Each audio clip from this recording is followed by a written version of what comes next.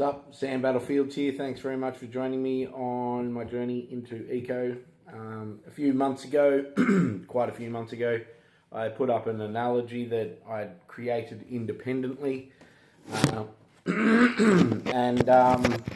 Essentially it was around the idea that the athlete, the student is essentially a car, and that the driver's the brain and the body is the rest of the vehicle. And I thought it was a great analogy, and I put it into the Discord, and it was kind of not roundly, but a few people were just like, yeah, no, I don't really like the car analogy, blah, blah, blah. And so I kind of stepped back and thought, yeah, okay, well, I still think it's good, but I'm not going to push the issue on this. I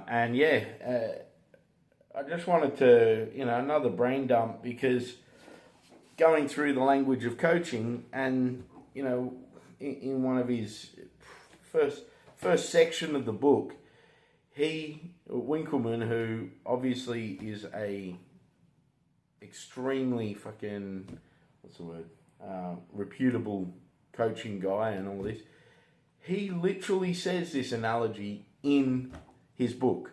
And it was like, now, I'll say this, I think I got a little too bogged down in thinking too much about component parts and what they represent. So for example, I think I just went too far into what represents an arm? What represents the leg, and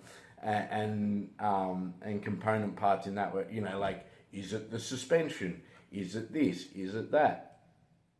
Whereas the couple of things that I've seen so far, I'm only early on in his book, but I'll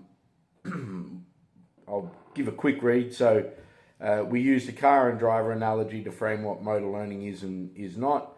If the car represents the peripheral characteristics of the body, mobility, stability, strength, power, that's a better analogy than sort of trying to make it so it's like, yeah, the shocks of your left, the shocks of your left front wheel need to be improved, so you can improve those component parts by upgrading them.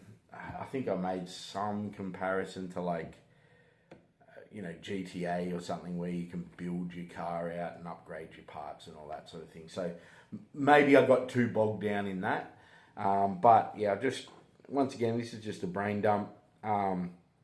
If the car represents that, the mobility, stability, strength, power, we will be focusing on the driver, who serves as the analog for the central adaptation, notably the brain. Just a second, bro. So, yeah, I really like this because we develop the car and driver in parallel. You must be able to identify when a problem is coachable and therefore subject to being influenced by coaching language, and when a problem is trainable and therefore in need of sustained training to overcome a physical limitation. So this actually also helps me think about things like kettlebells, some of those, animal flow kind of things. Are they beneficial? Even weirdly enough, throwing a grappling dummy back into the mix to see if you can actually do certain moves with